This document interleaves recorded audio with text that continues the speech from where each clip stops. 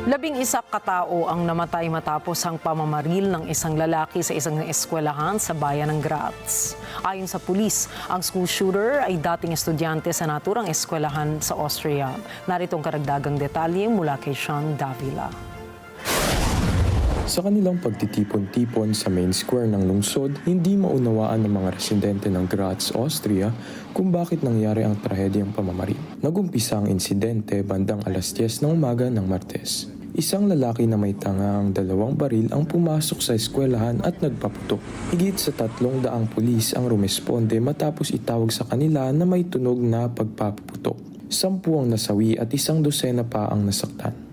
6 sa mga biktima ay babae, 4 ay lalaki. Hindi pa nilalabas ng pulis ang detalye ng edad ng mga biktima. Ayon sa mga otoridad, nasa 21 anyos ang sospek at mag-isang namaril.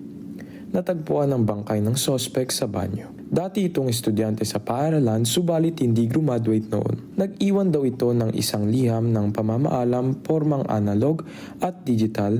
Sa sulat, nagpaalam ito sa kanyang mga magulang subalit hindi sinabi ang motibo ng pamamaslang. Ayon sa isang pahayagan sa Austria, biktima ng pambubuli ang suspect. Sean Davila para sa Mata ng Agila International, trusted, connected, on point.